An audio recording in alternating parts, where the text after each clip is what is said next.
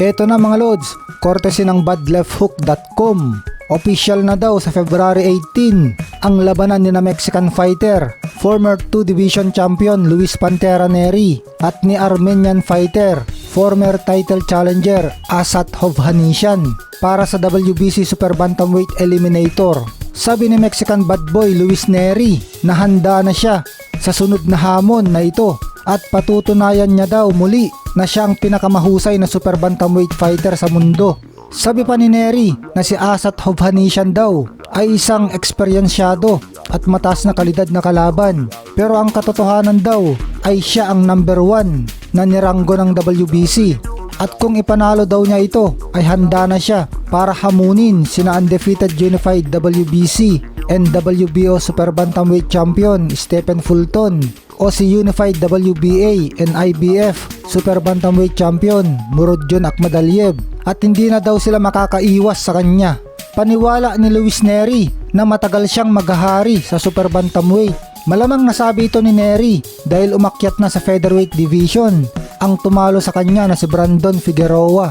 Sa sinabing ito ni Luis Pantera Nery, para na rin niyang sinabi na tatalunin niya pati na sina 3 division champion The Monster Naoya Inoue at 3 division champion Janrel Cuadro-Alas Casimero na mga nasa super bantamweight na rin.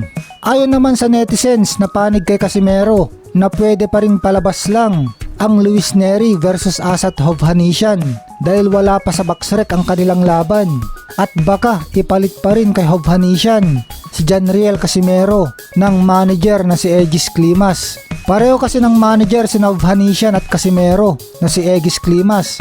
Baka bayaran muna ng step aside fee sa Hovhannisyan ng mga Japanese promoters at pakiusapan ni Egis Klimas para ipalit si Casimero bilang kalaban ni Luis Nery para matuloy pa rin sa December 2023 ang target nila na Inoue versus Casimero. Lalo pa't humanga ng gusto at lumaki daw ang mata ng co-manager ni Casimero na si Jose de la Cruz sa lakas ng suntok ni Cuadro-Alas nung nakita niya ito ng personal live sa kauna-unahang pagkakataon na makipagbakbakan sa ring sa laban kay Rio Acajo noong December 3, 2022. Siguradong nag-uusap ang dalawang manager na sina Jose de la Cruz at Egis Klimas na isa lang si Casimero kontra Luis Nery. Sa mga nagtatanong mga lods kung saan at kung paano tumalpak, inirerekomenda po ng inyong lingkod Gusapino, ang sikat na online betting site ngayon na 1xBet. Marami pong pwedeng talpakan dito sa 1xBet. Meron pong PBA, NBA, boxing at iba pa. Marami pong options sa pag-deposit at sa withdraw ang 1xBet mga lods. At ang maganda po dito ay pwede kang makakuha ng up to 7,000 pesos na bonus sa una mong deposito. Pwede kang mag-register lods gamit ang link na nakapin sa ating comment section. At huwag kalimutan na gamitin ang ating promo code na Gusapino para makuha mo ang iyong bonus. Meron ding tutorial link na nasa pinned comment mga lods kung paano mag-register, mag-deposit, tumaya at mag-withdraw.